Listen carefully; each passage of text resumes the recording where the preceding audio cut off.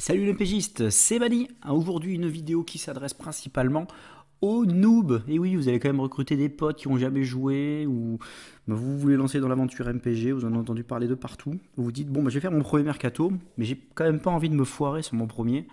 Et alors je vais vous donner quelques petits conseils pour réussir votre premier mercato.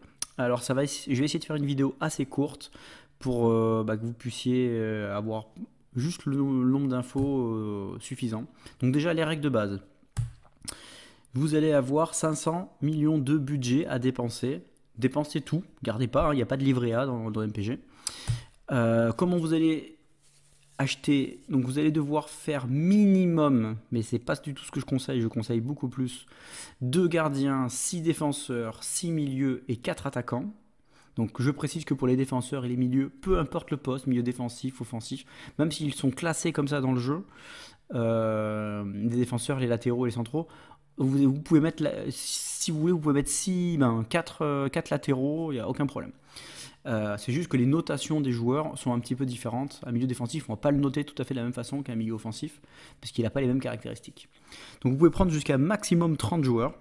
Et comment on gagne un joueur? C'est celui qui a misé le plus sur un joueur qui gagne son enchère. Et là, généralement, le petit message fatidique, c'est le tour du mercato est fini. Donc ça, c'est la notification que vous recevez sur votre téléphone. Et c'est là que vous découvrez qui vous avez eu et surtout qui vous n'avez pas eu. Donc là, on va essayer d'avoir le maximum de joueurs intéressants. Donc, comment répartir son budget? Donc là, on va viser pour réussir son premier tour. Chose importante, si vous foirez votre premier tour, ce n'est pas grave du tout.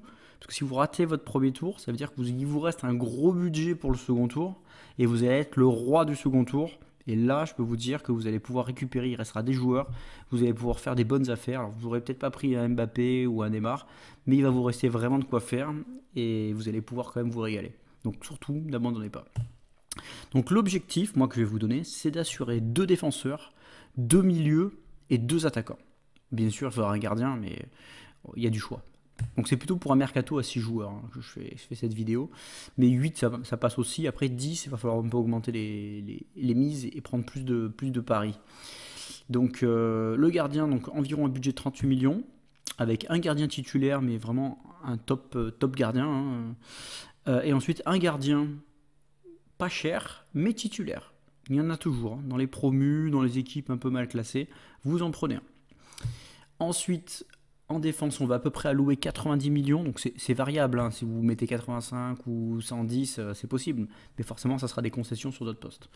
Donc 2 top défenseurs qu'on va assurer, et ensuite 3 défenseurs titus. Donc 2 top défenseurs, qu'est-ce que c'est? C'est plutôt des défenseurs très connus comme des Fonte, alors Marquinhos, ça risque d'être un peu juste. Mais bon, vous en trouvez toujours dans les grosses équipes à Lyon, etc. Il y a toujours des gros défenseurs, c'est la valeur sûre.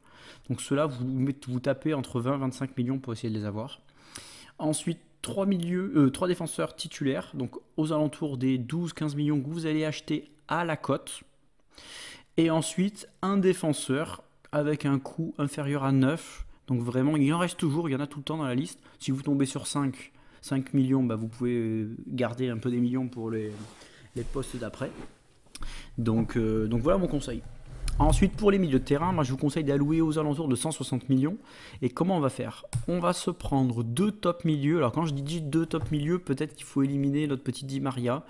Alors ça peut passer, 60 millions pour Di Maria, mais ça serait plus pour viser un Paqueta, un Savanier, un Diop, un Kakuta. Vous voyez un peu des joueurs qui vont quand même vous marquer des buts, qui vont mettre des passes décisives et qui vont vous faire la différence dans votre équipe. Et ensuite, on va se prendre 2 milieux intermédiaires à prix coûtant. Donc là, c'est des milieux aux alentours de 14-18 millions. Donc il y en a tout le temps aussi, pareil. Et vous inquiétez pas, des milieux, c'est comme les défenseurs, il y en a plein dans le jeu. Donc du coup, si vous les ratez, c'est pas grave, il y en aura d'autres. Et ensuite, on va se prendre 2 milieux environ inférieurs à 8 millions. Donc là, vous allez plutôt prendre des paris ou surtout en début de saison, il y a toujours des joueurs un peu sous-cotés. Et le but, on s'en fiche, c'est de pouvoir surtout assurer nos 2 top milieux. Pourquoi pas tenter 2 coups à prix intermédiaire, ce qui vous fera prix coûtant, pardon, ce qui vous fera après un budget intéressant pour le second tour. Vous n'allez pas avoir tous vos joueurs, c'est pas possible. Hein. Voilà, c'est possible, hein, j'ai déjà fait des vidéos comment on peut faire, mais il faut faire un peu des analyses mercato. Là pour l'instant on n'a pas assez de matière. Et ensuite en attaque, donc je vous conseille environ 210 millions en prenant 3 bons attaquants. Alors quand je dis 3 bons, j'exclus du Mbappé et du Ben Yedder qui eux partent plutôt aux alentours des 110 millions, Ben Yedder un peu moins, plutôt dans les 90-95, mais vous n'allez pas pouvoir les prendre. Alors si vous le voulez absolument, ce que je comprends, il va falloir faire le sacrifice sur un autre joueur. Donc voilà, moi je pense qu'avoir 3 bons milieux, 3 bons attaquants, c'est une bonne solution parce que vous allez pouvoir avoir de la rotation. Vous ne misez pas tous vos œufs dans le même panier. S'il y a, admettons, votre Mbappé se blesse parce qu'il fait beaucoup de matchs ou qu'il est laissé au repos pour la Ligue des Champions, ben, du coup, il vous reste moins de bons joueurs. Là, si vous en prenez 3 aux alentours de 50-70 millions, ça vous fait toujours de la bonne rotation. Donc des bons joueurs, c'est quoi? C'est plutôt des joueurs qui vont vous mettre une quinzaine de buts, quoi. Du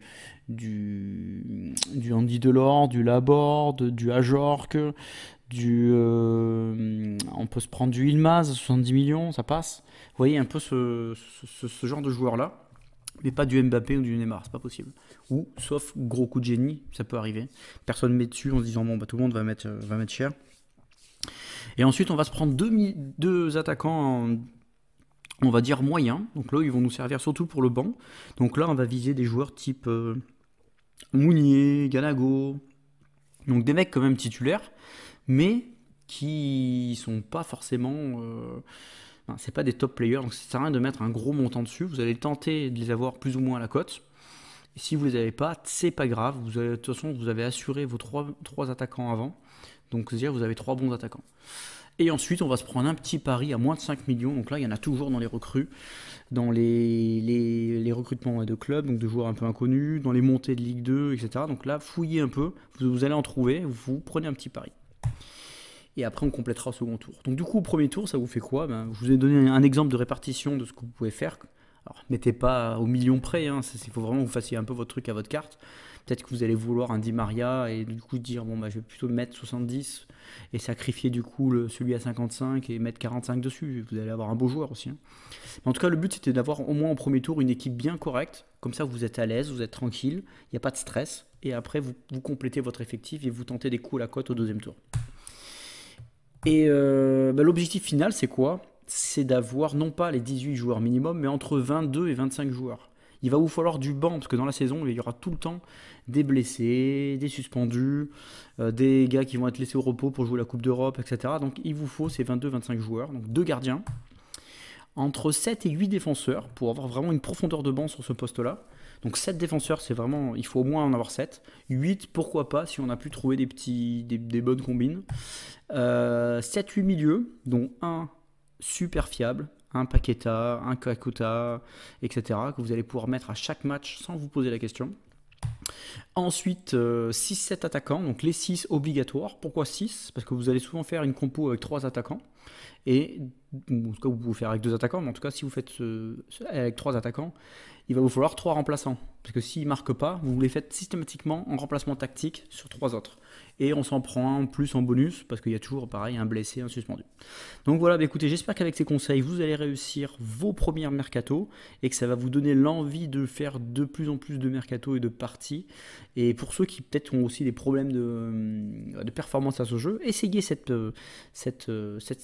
tactique, et mettez-moi en commentaire si vous avez réussi vos premiers mercato, est-ce que vous en pensez? Et écoutez, j'espère que vous allez faire de très bonnes saisons.